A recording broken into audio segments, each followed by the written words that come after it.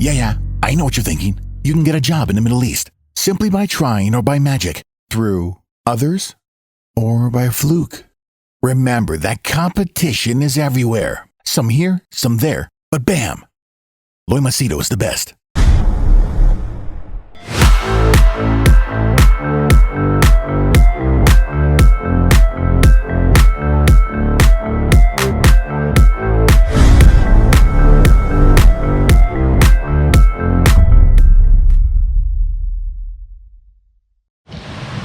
In this video, I'll share with you a real story, a true story that took place when I was in school. Now, you might think, who the hell is interested in listening to a story that happened in school? But, you know, after you listen to this incident, you yourself will start thinking, I can assure you this much. There's a lot of wisdom in this incident that I'll share, and it's very close to my heart. Anyway, those of you who are new to the channel, my name is Loy Machedo. I help people get well-paying jobs in Dubai, UAE, and people also, they're looking for jobs in Saudi, Qatar, Bahrain, Oman, because I lived there for 40 years. People also take my advice when they migrate to Canada, Australia.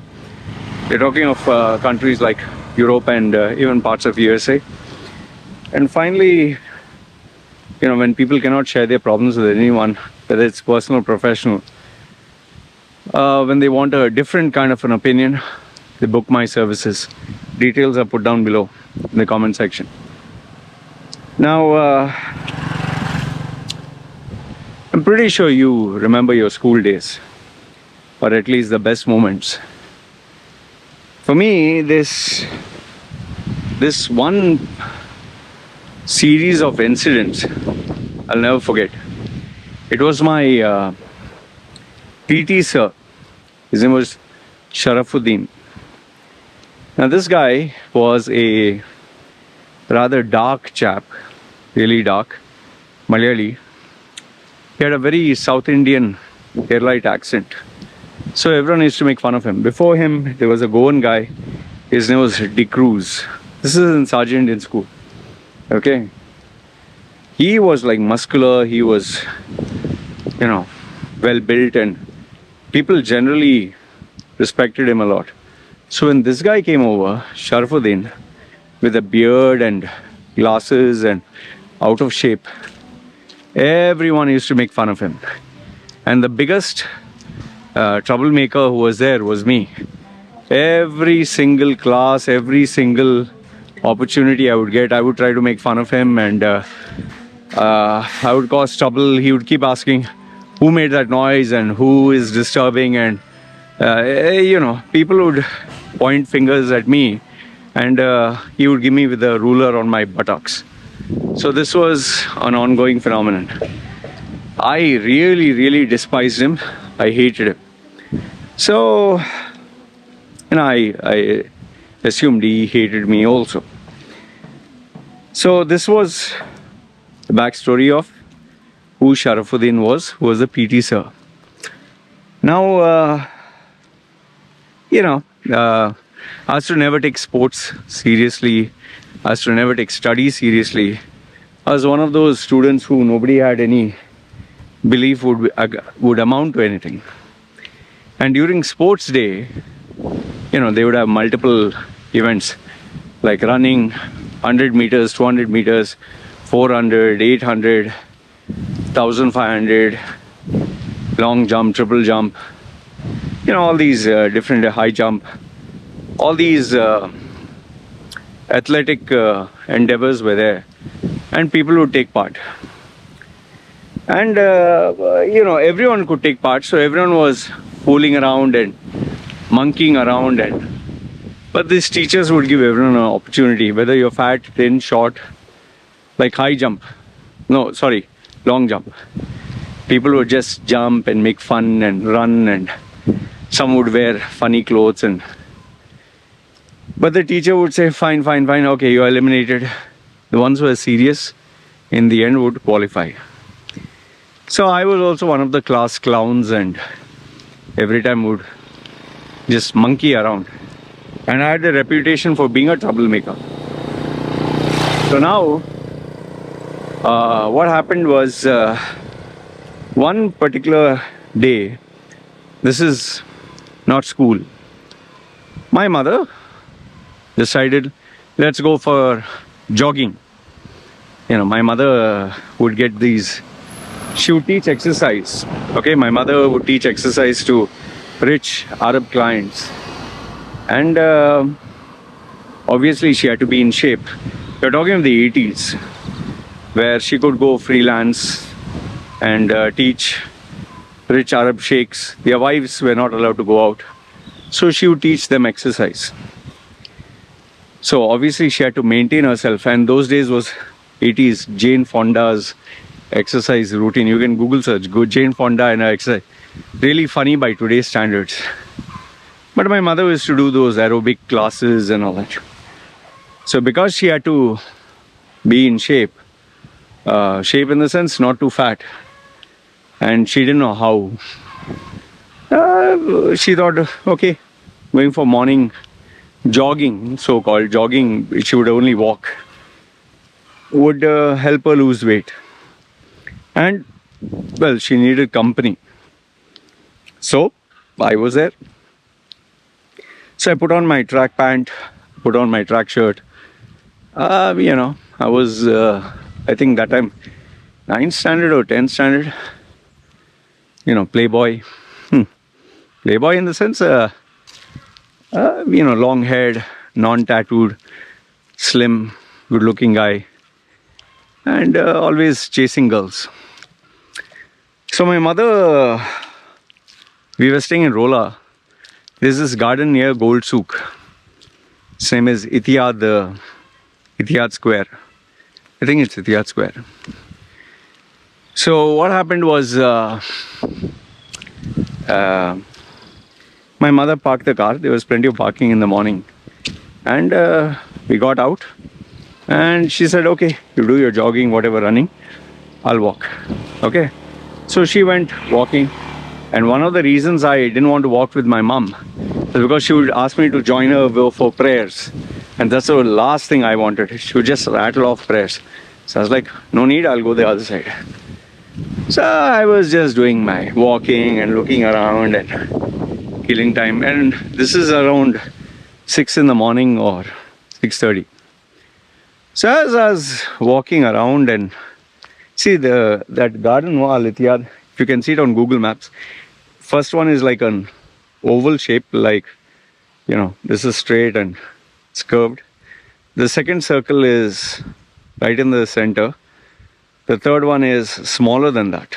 Okay, so there are, if I recollect, the outer one is like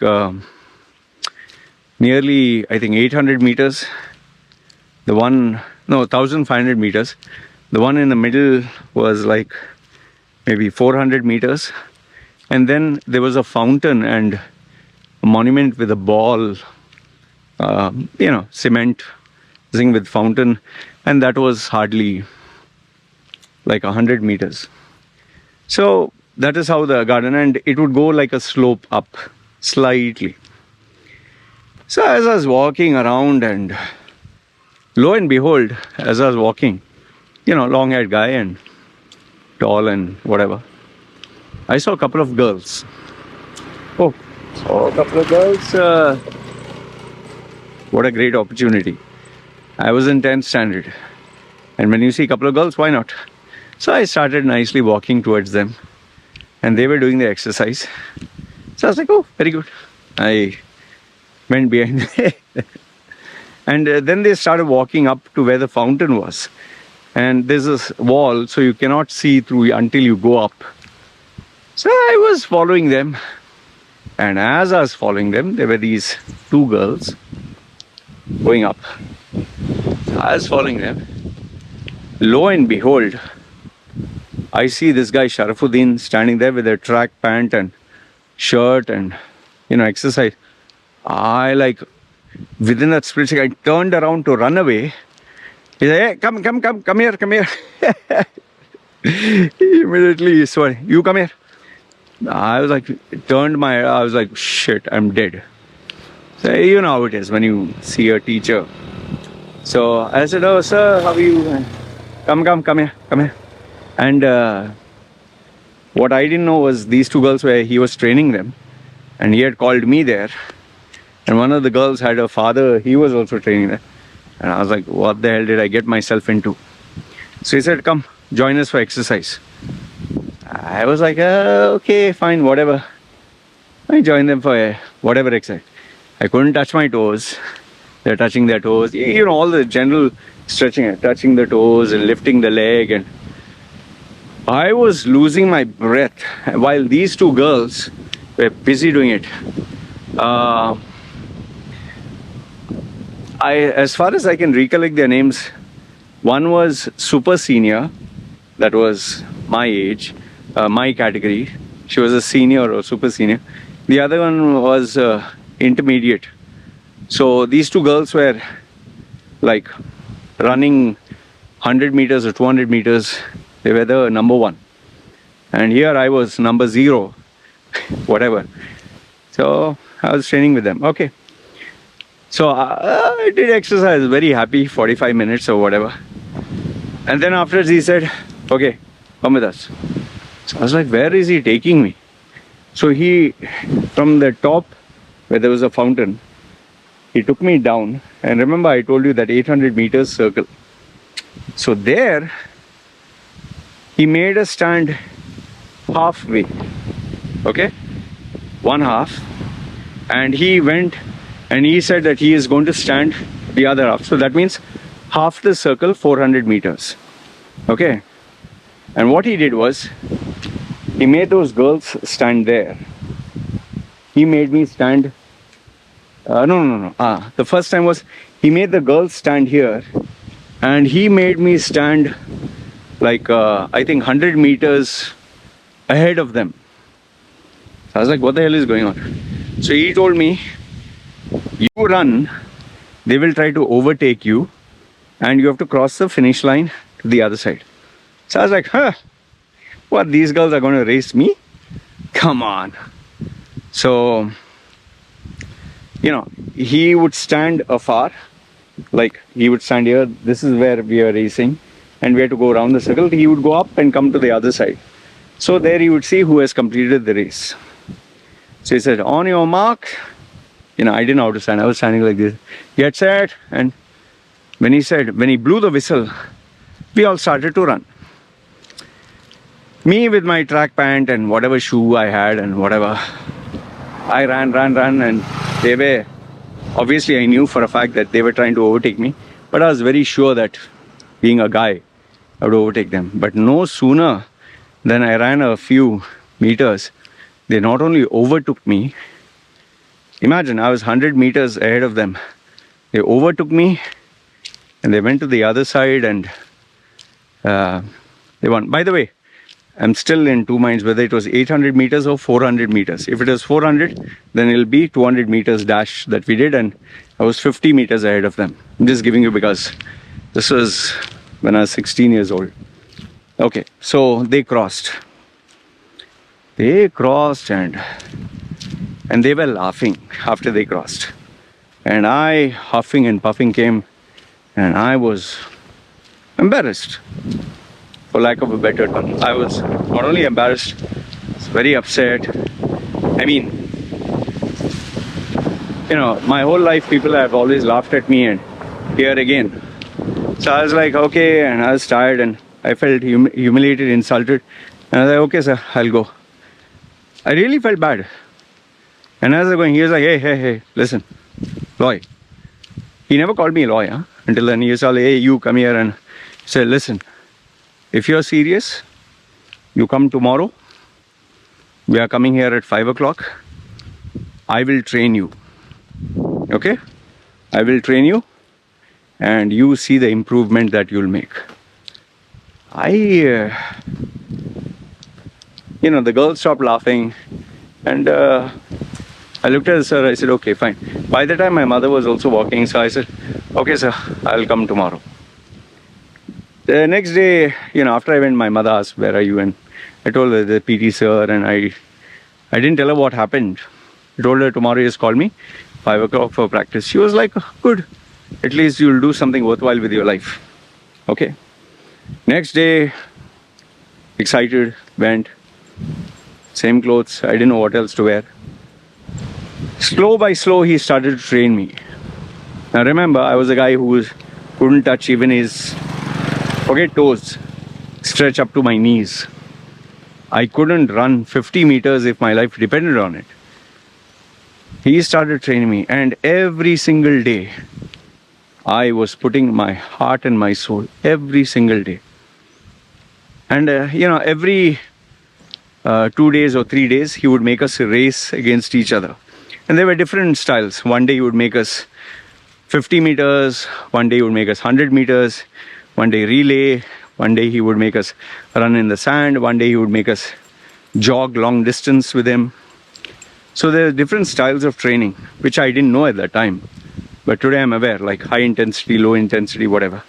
And then he would give 3 days on, 1 day off, like that. Now, after training all this, when it finally came to the race sports day, he asked me before the sports day would come, which events you want to take part in. I told him I don't know. So he told me, this is what you do. You take part in 800, 1500, long jump and triple jump. 4 events, because you could take part only in 4, not more. So I said, fine. He would train me. And when sports day came, now remember, all these years of my life, I was only a clown. I was only monkeying around. So when sports day came, everyone was in that same mood of monkeying around. But this time, when I came there, I wore a track suit, track pant and shoes, and everyone was looking at me. What the hell is wrong with this guy? And nobody knew the amount of effort that I'd put. Nothing. And I started stretching, and everyone, obviously ganged up together. Oh, Loy is going to break some world record. Ha ha ha, hoo hoo. All got together, started making fun of me. But I was focused. Well, the first event was 800 meters. Now, I wish I could tell you that I took part and I got a placing. In the qualifiers, this was qualifiers. I didn't get first place. You qualify for second or third. I didn't get second place. I didn't get third place also. I got fourth. And the guy who beat me was busy smoking, and he was part of the guys who was making fun of me. And what happened was, because they saw I was taking it so seriously, he just, as he was smoking, he's like, let me run and beat this guy. And obviously he was faster than me. After I lost, I cried like anything. Just imagine 1 year of training and you lose. I wept bitterly. Oh, I don't know how many hours did I cry. Went home, I was very upset. Next day, we were training. So he came, he saw my face. He said, what happened? I said, sir, I came fourth, and again I had tears in my eyes. I said, so? He's saying, it doesn't matter. This is just your first time. You will fail. So that doesn't mean everything is over. There's 1500 meters. There is long jump. There is triple jump. You try for all of them. So I kept quiet. I didn't say anything, because I had split the sports day into 2 days. So after he trained me, he gave me some pointers. Well, long jump, I qualified. I was among the, I think, top 10 or top whatever. Triple jump also, I qualified. 1500 meters would be held at a stadium, which they would rent out. So for these 3, I put my heart and soul. Okay? And guess what? I got 3 bronze medals. In my life, I never qualified. Okay? In my life, I never qualified. I never won anything. And all the people were shocked. Everybody, the whole school was there, boys, all were shocked. I myself was shocked that I got the third place. And it was a proud moment for me. But now, you might think the story ends there. No, this is where the story actually slightly begins. It's not going to be long, but I'll tell you what happened. After I got those 3 bronze medals, I went and showed my parents. They couldn't believe it. But they're like, okay, you got something at least. That is how they encouraged me. But I was so happy. And I thought next year I'm going to get silver. Okay. It was bronze, silver, and then final year gold. So we had 1 full year to train. Okay. So I would come. But this time, you know what was different? I was overconfident. I was cocky. I was overconfident. I was coming late. I was not listening. I was doing whatever I liked. And obviously those girls were there, so I was busy talking, chatting. And he used to lose his cool with me. But he was very patient. So first year, 3 bronze medal. Second year, where I was supposed to get either 3 bronze or 3 silver. 3 silver was the target. 3 bronze was by default. I didn't win anything. I qualified, but I didn't win anything. And I'll tell you, after 1 year of training, okay, overconfidence, whatever, it really killed me. I was like, what? These girls won. I didn't win. After the sports day when he came, I was once again good athlete, in shape, but ashamed. And he said, you know why you didn't win? I just looked down. He said, because you didn't listen. Because you were acting too smart, you're overconfident, you thought you would win. And he gave it to me, properly gave it. He never said anything all that whole year. He said, see, listen, this is going to be the final year, this next year, final. There are a lot of new people who have come in, which is why you lost. New people have joined and they are better athletes. If you're serious, this year, be disciplined. Listen to what I have to say. Don't do what you did this year. I kept quiet, I didn't say a word. And for the next 1 year, I put everything that I had. But now, to my horror, I found out that national level athletes had joined our school. National level. People who had qualified for nationals. And a couple of them were in my category. And, first, second, and third, all five were national placed athletes in every category. And then there was me, who never qualified, was not a national level athlete. And I didn't know what I'll do. I remember thinking like, how will I do it? These are nationally ranked athletes. My PT sir, Sharafuddin, he just said, you put your heart and soul, whether you get third place or you don't get anything, you just do what I tell you. I followed his teachings to the T. Well, with whatever he did teach, there was no nutrition supplements, shoes, and whatever limited he used to teach me, I used to do. But what I didn't tell him is I has to train in the night also. Morning, has to train with him. Night, has to train alone. And then get up at 5 and come. So I was literally overtraining, but I wanted to give my best. Towards, I made a video. That athlete who won, his name is Shibu Tambi. I made a separate video. Sadly, he passed away few months prior. I made a video about him. I don't know if I can see where that video is. I'll put the link down below. It was a memorable race. Seriously, I'll tell you, one of the greatest races we have ever had. Whoever was in my batch and who took part that day will remember that race. And he was #1 athlete. I don't want to repeat the same old story, but I'll tell you, I was so serious that people are joking, laughing. Same. All that was there.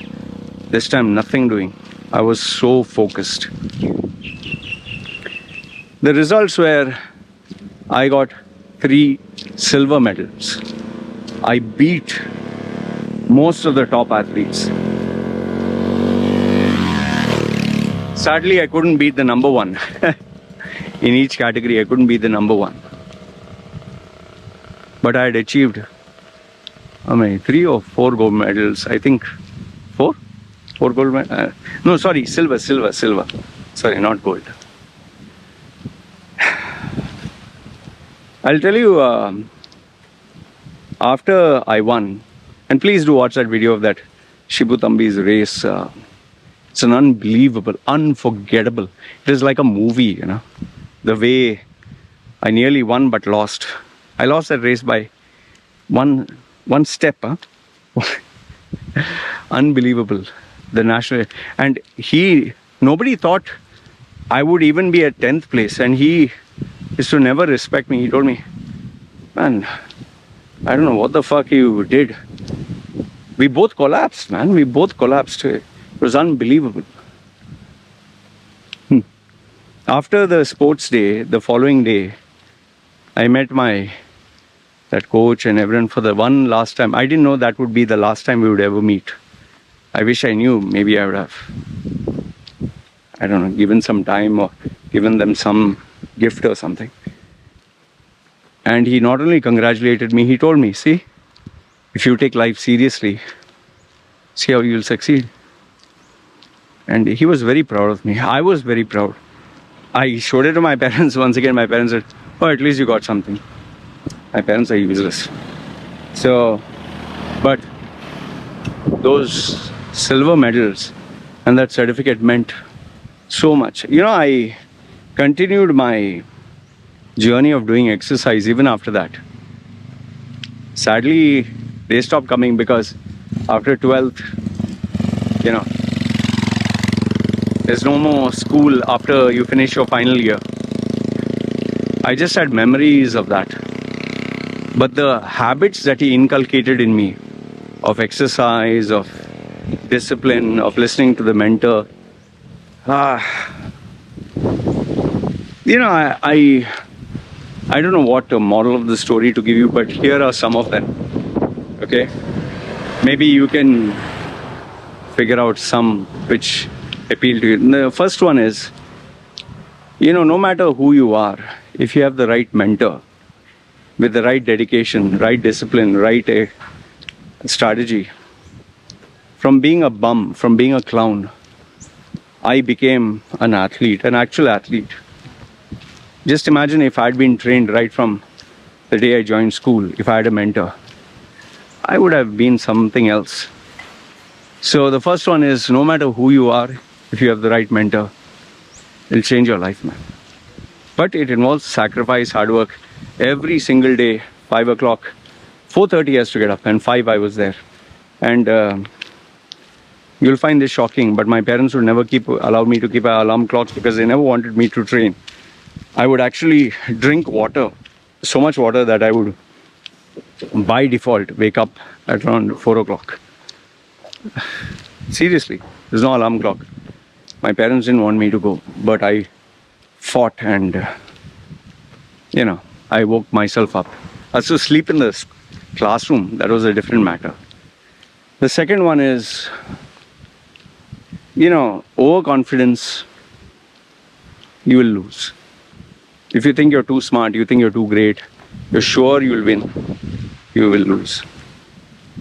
But on the other hand, if you take the life lessons of an underdog and give it your all, You don't care how good the other person is. You give it everything you have. You will achieve the best. I'll give you last two more. Number 4 was, it took a lot of self-belief, lot of soul searching, it was unbelievable the amount of inner reflection I had to undergo to reach. There were times where practice would not go well. There were times where I felt sick. But I had to motivate myself. So there's a lot of dialogue that I had within myself, And that's how I was able to overcome for 3 years every single day. And the last, if not the least, every single practice, especially the final year, I put so much into it, so much. I would collapse. Every single practice, just fall down, breathless, because I pushed myself to that extent. That is why after I moved into bodybuilding, my thighs were the strongest body part, because I trained like mad. Whew. Just imagine 3 hours in the morning and in the evening 1 hour, full sprinting and crazy. I was crazy, man. I don't know how I managed to not get burnt out. Overall, what I want to say is, I really owe it to this man, Sharafuddin. He really, I has to make fun of him and I has to mock him for his accent, Malayali and black guy. But what a character, what a gold mine, what a human being. Worthy of respect is an understatement. He proved to be the greatest influence in my life, the greatest. He shaped me like he would never know. My dedication for exercise, discipline, the belief that I could change my life, all stemmed from his coaching. Even though he was teaching me only sports, but the values he instilled, to this day, I'm 46, I've not forgotten. What he taught me when I was 15 or 16 years old. He didn't have to say, this is dedication, this is discipline. He made me do it. And that's why I'm where I am today.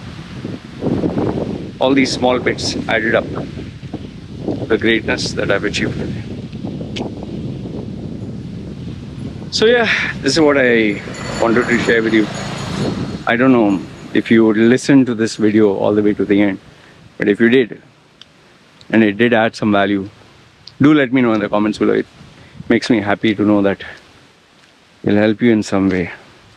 And sincerely, if you have listened right up to the end, I genuinely hope whatever is your dream or whatever it is that you want to achieve, remember, even if the world laughs at you, mocks you, makes fun of you, tells you you can't, and they know for a fact you'll never, just remember the story. I was that guy. From the time I joined Sergeant Indian School until 9th standard, that 9 years, I was a big zero. This man changed my life. Anyway, this is what I wanted to share with you. Let me know your thoughts in the comments below. This is me signing off. You guys take care. Ciao.